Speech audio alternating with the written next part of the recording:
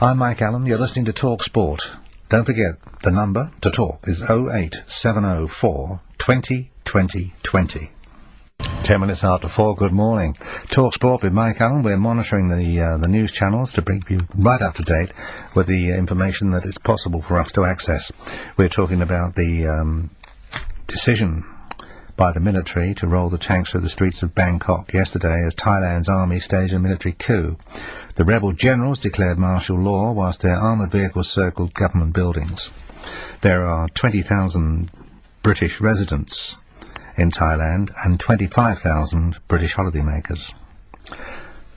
If you'd like to talk on this issue, we're watching World Change on 08704 20 20 20. News in when it comes to another newspaper report relating to a changing scenario. A changing scenario when we're talking about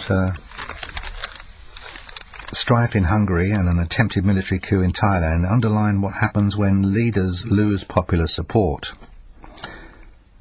The rioting in Budapest and the tanks in Bangkok are obviously not signs of a positive effect, but the unrest in both states could serve as a warning of what can happen when premiers are out of touch. The remarkable taped admission by Hungary's leader that he systematically lied to people about the health of the economy is, extraordinary. Hopefully the rule of law will prevail in both countries, but it's hard to see how Hungarian Premier Ferenc Ganassi can survive.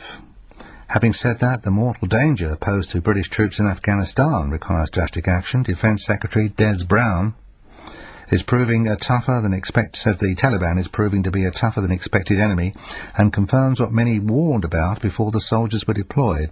So far this month, 19 have died, including the crew of the crashed Nimrod, and the fear is more will tragically return in body bags. One must seriously say, without over-dramatising the situation, that serious questions remain as to what can be achieved in the dangerous Helmand province, and whether there should be any law in this lawless country at all. But Brown is right that if they want to stay, other NATO members, and in particular France, must pull their weight. Leaving British troops overstretched increases the risk of casualties when greater firepower might deter attacks. The Taliban are so far unrecognised in terms of being an impressive force for Western decision makers to come to terms with. Don't they look at history? Don't they recall what occurred to 10,000 British soldiers when they marched out of Kabul? How many years ago was it? About 100 or so? No doubt you'll recall. 08704 20 20 20. We got 30 minutes after 4 o'clock. I'm Mike Allen.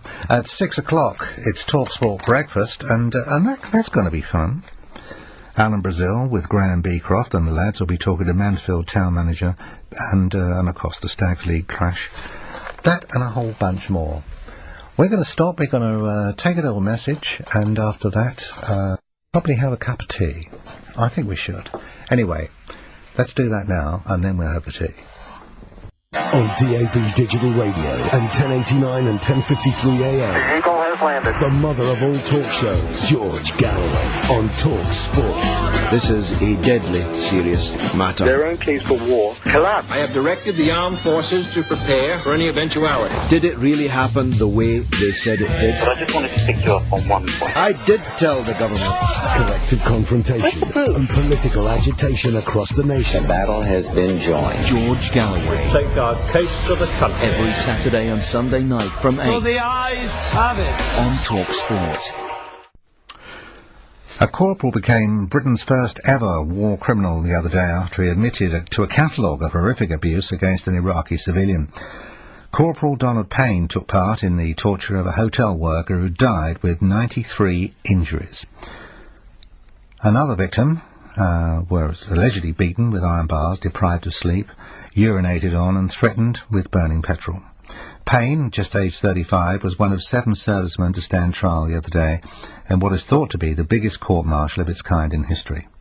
A colonel charged him and the most senior officer to be court-martialed in modern times. An investigation was launched when 26-year-old Baha Musa died from systematic abuse at the hands of British soldiers. He was one of 9 civilians seized after guns and grenades were found in a raid on a hotel in Basra in 2003. British soldiers who were held in detention centres and temperatures up to 60 degrees Celsius allegedly repeated and beat the men with fists and iron bars and kicked them when handcuffed. They forced them into stress positions, standing knees bent and backs to the wall for long periods. They deprived them of sleep and hooded them in Hessian sacks. They urinated on them and poured their own urine into their mouths. They tweaked their nipples and threatened them with burning petrol.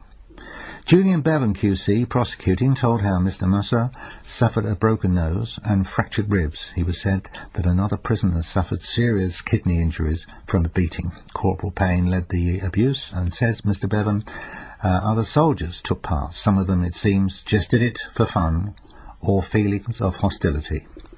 More details to come on those stories, but of course the one which seems to have captured people's imagination in Hungary is Budapest burning, as the PM admits years of lies. He said we screwed up big time, and it's obvious that we lied throughout the last year, or even half to 2 years. It was perfectly clear that what we were saying was completely untrue. 10,000 protesters rioted in the Hungarian capital Budapest early yesterday after the Prime Minister admitting lying to win power. Fears of a further explosion of violence were mounting last night after the Premier refused to quit despite his admission. And then we find news coming in of a developing story in Thailand. The army have rolled the tanks out onto the streets and apologised. They said, sorry, it's a coup, but there are 25 Brits on holiday in Thailand and another 20,000 who work there. So there is a huge amount of concern. The people concerned have been told to keep alert and to pay attention to local news services. If you have someone who you know in the area and you would like us to get in touch with on your behalf, you can call and we will take the number and do our best to connect with your friends and pass on a message. The number is 08 704 20 20 20. 08 704 20 20 20. And we will do our best to try and connect to your friends and get some assurance from them that they're okay. 08 704 20 20 20. On the back of these stories comes something that we regarded for a while as very important, and then not so important, but now it seems that health warnings over the use of children and mobile phones has to be reconsidered, because new research shows that more than 90% of 12-year-olds in Britain now have mobile phones. The Health Protection Agency called for parents to limit their use by children. If there are risks, and we think that there could be, then the people who are going to be most affected are children, said the agency boss, Dr. Jill Meera. It's very interesting, isn't it? We find ourselves looking at this situation through new eyes. Is it telling us any more than we previously found? Well, in particular, there could be claims that using a mobile phone could collectively affect the body cells, brain or immune system and increase the risk of developing a disease from cancer to Alzheimer's. This, according to government advisers, is a cautionary approach, and Dr. Meera warned children to try to limit the time they spend on mobiles. If you're going to have an hour-long chat with your boyfriend, do it on a landline, she said. It's always worth remembering that you can text instead. Yes.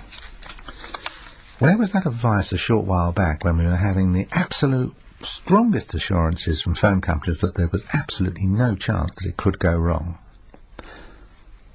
Yeah, I remember that one too. So don't forget, if you would like us to try and put you in touch with a friend who's in Thailand, we'll do our absolute best to call on your behalf. 08 704 20 20 20. There's a call coming in actually from that part of the world.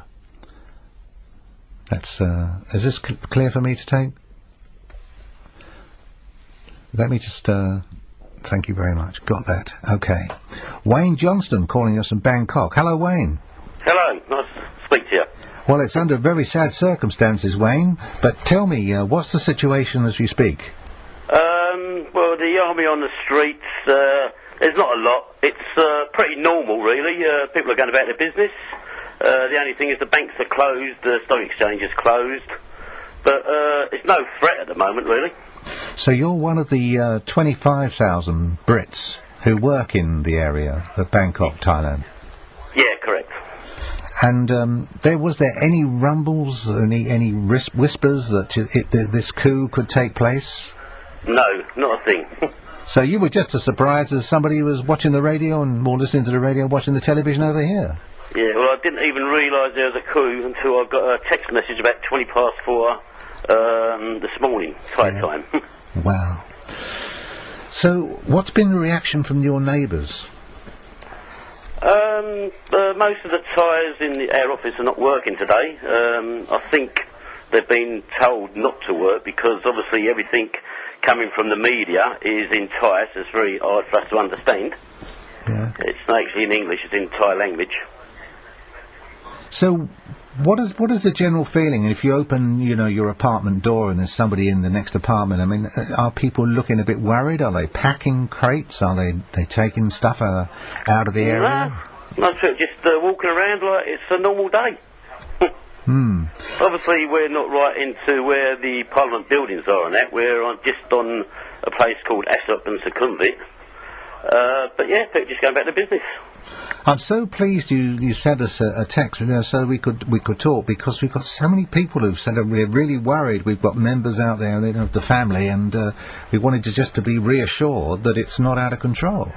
No, at the moment it's calm. Right. But yes, that's what I would say. It's calm at the moment. I'm just going to walk down to the restaurant of something to eat and find out how calm it is, really.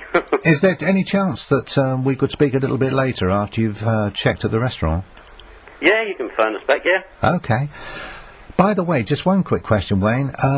In April, there was some sort of demonstration, wasn't there, going on? Yeah, unfortunately I was back in the UK then, but it was against, obviously, Thaksin, the current or ex-Prime Minister. Yeah.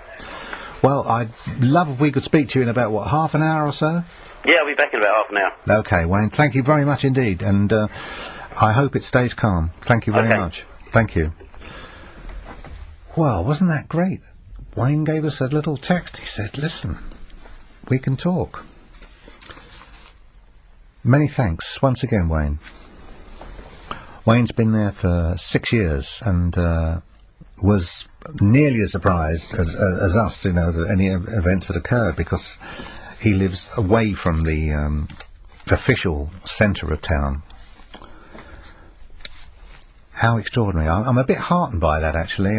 Thank you very much, John. That was terrific. That was very good. Other news concerning you and your well-being, according to the Health Secretary, Patricia Hewitt. He said the other day there will be no limit on private sector involvement in the NHS. I think you might care to write that down and actually give it a date. Yes. It was September the 19th, she said it. Patricia Hewitt said on the 19th of September there should be no limit on private sector involvement in the National Health Service. Well, I remember you said that, especially when I'm waiting to get my ingrown toenail sorted out. Then there's moments like that when you realise it's hurting, and it hurts every step you take, that there really should be a more aggressive and immediate help available than just waiting to see a specialist. Oh yes, well you could go to the outpatients department, but I don't think I can fit you in for 4 weeks. Just not good enough. We're going to take a short pause, and we'll be right back with some more of your calls. The number is 08704 20 20 20. This is talkSPORT. I'm Mike Allen. It's 29 minutes after 4 o'clock. Anxious Britons in Thailand told earlier of their fears last night as army chiefs apologise for launching a military coup. As soon as I'm able to get to my screen, I'll bring you up to date with the latest reaction from listeners. After the tanks rolled into Bangkok and martial law was declared, the army announced, "We've taken over to maintain peace and order. We ask your pardon for the inconvenience." In addition to that, though no shots were fired, a sense of menace and unease gripped the streets, leaving locals and tourists nervous for the future. News in from Dinsel Hassan, working for the Daily Mirror, said among an estimated 20,000 Brits caught up in the drama, no one knows what is going to happen next. There's a look and a feel of panic everywhere. We've already spoken to a resident of Thailand who has lived there for 6 years. Unfortunately, they're not close to the city, so where they live, it's quiet. Good for them, but from, as far as we're concerned, they're not the leading edge where the burdens are. Hello, John. What are you after? Well, I'm trying to work out what's wrong with your screen. Can't see anything. Why did that go wrong? I don't know. Have a word with Martin. It's Martin, is it? Yeah. On the red. Oh, there it is. There. It's cleared. That's great. How did you do that? I just touched it and it worked. I must have magic fingers. Hello, Martin. Good morning. Hi. What's your name, by the way? Mike. Mike, nice to talk to you. Thanks, Martin. Okay. So we're talking about Thailand and... Yes, I've been in the military coup before in Thailand. When was that? In the Gulf War. Many years ago. Was that 92? I don't know if it was the first one or the second one. Okay. What generally happens in Thailand, you have lockdown. Right. Could you just translate that for people who are not quite familiar what it means? Sorry, I was speaking too fast. No. But, what it means is there is a threat from the southern Thailand of Muslim insurgents. Really? And I knew this was going to happen a week ago. How did you get that information? No, that is not. Well, I listen to Sky News all the time, and I'm flying back to Thailand in the next week or so. Okay, so this is triggered by Muslim insurgents from the south. Yes. Okay. Which, I mean, people should not be worried. I'd like to take the worry fear out of it, Well, I take it that it's meant sincerely, and I don't question it. But what I'm concerned is that people will get carried away and become overly stressed because they can't pick up the phone and maybe cannot connect. Correct, because it's like when I was out there last time, every bar in the north of Thailand had like paratroopers on the doors, an army. Really? So if you was a foreign tourist, you would see that as a threat, wouldn't you? Well, you'd feel very uncomfortable, wouldn't you? Yes, but if you understand that, I understand the Thai language and I can count fluently, and I watch Thai TV. But it's cool out there at the moment, as in not the weather, the situation. Well, I suppose we might see that as probably a bit less than cool because they rolled the tanks out and. Yeah, but that's happened at Heathrow Airport a few months back. Yeah, but it wasn't a military coup, was it? It was a concern that we might be under attack. Yes, I'm listening. Go on. I suspect, with 45,000 Brits out there, 25,000 estimated to be on holiday, yes, and 20,000 working there. Yes. Then there's a lot of concern from people over here. Well, I respect that concern, and I'm willing to make an offer to you. I'm flying out in the next week. Okay. So if there's any people out there that, as in on the radio, that need people contacting, right? I'm willing to take phone numbers or a list of addresses or whatever. Okay. It's like that guy that's worked there for 6 years. Yes. Talking about Sukhumvit Road.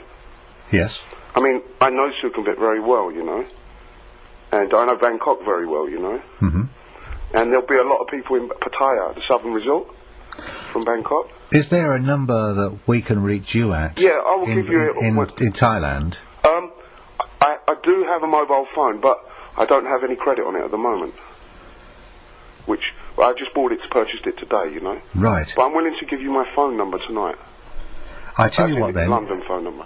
Okay, if you stay on the line, and I'll pass you back to John, our producer, and he can take your details. And the reason I'm doing it this way is so that you're not going to get irritating phone calls at the wrong time of night, whatever that might be. Thanks very much, Martin. So as you can see, people are responding and giving us their insights from experience of living in the area. 14 tanks and Humvees surrounded Government House in Bangkok just a few hours back, and that's the official residence of the ousted Premier, who was in New York, which you probably heard earlier in our news bulletin, for a meeting of the UN General Assembly. Soldiers stormed into the residence, ordering a stunned police presence inside to lay down their weapons. Other tanks surrounded key radio and television stations, and military vehicles encircled the royal palace. Frightened witnesses reported seeing several hundred soldiers deployed at vital points in the capital, including government installations and major road junctions. This is an extraordinary situation. We're witnessing significant events around the world overlaying each other. There were riots in Hungary yesterday and a coup in Thailand today. If you would like to talk to the programme, if we can pass on your details to our last caller, Martin, who might be able to, on your behalf, make inquiries next week, it's 08704 20 20 20. 08704 20 20 20. That will be the number to use, and we'll, with your permission, pass your details on, or the details you give to us, so that he can inquire on your behalf when he arrives there next week. I'll repeat that number for you. It's 08704 20 20 20. Just when it all seemed as if it were going smoothly, suddenly the boats pitched about in an uneven sea. These are the events that we should be talking about. Surely these events weren't a complete surprise. What could you tell us? What can you describe from your experience as important aspects of these events? 08704 20 20 20. Calls coming in as soon as they're lined up and in place. We'll be putting them on the air and making them a part of the programme. A continuation of the report as to what happened around government buildings. In a vain bid to reassert his power, Premier Thaksin, who was accused of corruption and human rights abuses, went on Thai TV. Shaken, he said, "I declare Bangkok to be under severe state of emergency." He ordered troops not to move illegally. But with television in army hands, the satellite stations, which were broadcasting his voice from New York, abruptly went off the air. Instead, programs were replaced with footage of the country's revered monarch, King Adulaide, who later announced that a council of administrators concerned with reform had seized power with Parliament and the Constitution suspended. Jim is in West Sussex and is calling us on the subject of Thailand. Hello, Jim. Hello, sir. How are you? Well, a little bit shaken by events, which are moving at a bit of a pace. Actually, yesterday we were talking about Hungary, and today it's a coup in Thailand. I'm quite surprised, actually, why you're even getting so involved. What's happening over that part of the world? Why is that? Because I'm about 62 years old. I'm an Irishman, you can hear from my accent, yes. And all they're doing, they're changing government, that's all. Yeah, but there are 45,000 Brits out there. The 45,000 Brits, inverted commas, yes? Yes. They chose to live there. It's a change of government, that's all. The blokes moved in with the tanks. They're not doing anything, they're just changing the government. When they moved into Budapest in 1956 and all that kind of stuff, that was Russians moved in and took over, They're only changing their government. 2 or 3 years' time, we'll have the same type of change, and Mr. Blair will go out, and somebody else will take over, and that's all they're doing. That's the way they're doing it. They do not have votes, like we do. That doesn't detract, I don't suspect, from the seriousness of the situation, because the potential with military personnel on the streets for trouble to occur is increased no end. But it's not like what they did in Tiananmen Square or anything. I honestly don't know why you're getting so uptight about it. No, I'm just reporting it as it comes in on the news services. Yeah, and you got a moron that came on and he didn't even have enough bloody money on his phone to talk to you. Well, yes? I wouldn't say he was a moron. Oh, well, whatever. Just because he doesn't have the money. Who calls from Thailand and he hasn't got enough bloody money on his phone? Well, it's always interesting to talk to you, Jim. Thank you very much indeed. Andrew's in Swindon. Hello, Andrew. Oh, yeah, I'm just with a recent guest that was just on a minute ago. Yes. With a certain age, and that is basically, I was actually ringing up and saying about all this trouble in the world.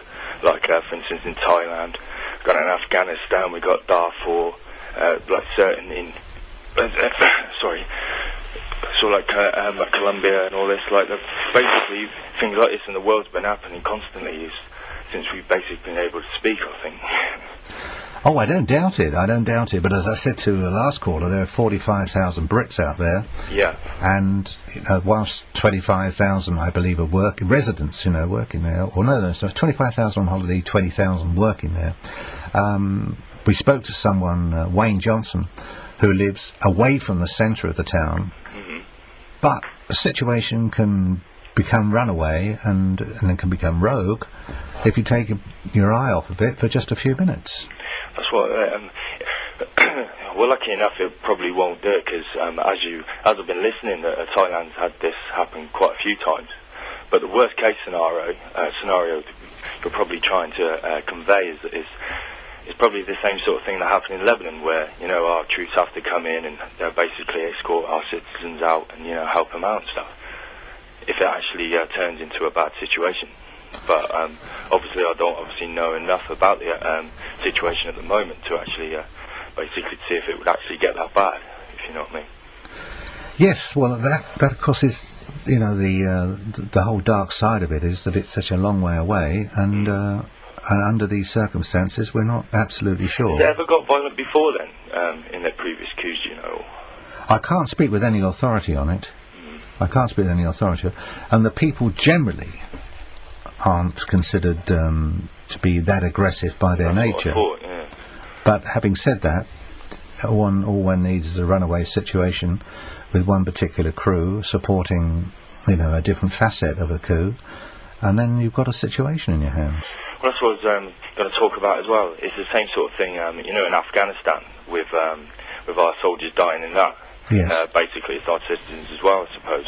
But you've got the idea of NATO and stuff like where you've got some nations, i.e. France and stuff like that basically do not see. I can understand why the NATO bosses are actually getting worried because most of the nations that have to, part of NATO, basically don't see any real positive sort of thing in sending their troops there, if you know what I mean.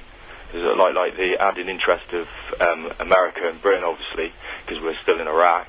It's just basically to show face in the way that we can't lose, but other nations and that, where they're basically saying they're hardly not bringing any troops up. Well, I believe that they just don't think there's any positive thing that can come out of it.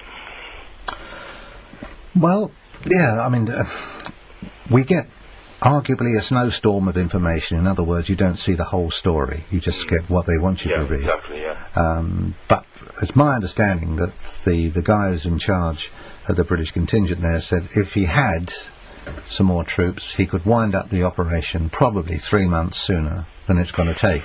And I think was listening to you before when you said about that. You said that, well, with the Afghan winter coming in. That's right. Afghan winter is actually quite, it's not a pleasant thing, is it? So it's basically, and our soldiers will be bedding down in that, but the Afghan fighters, the Taliban and stuff, will basically have their edge on that sort of train anyway. And it's basically, but what, I thought NATO was actually part of, was set up during the Cold War, wasn't it? Sorry, say that again? NATO was actually set up during the Cold War, wasn't it? Well, it's all on the back of it's the North Atlantic Treaty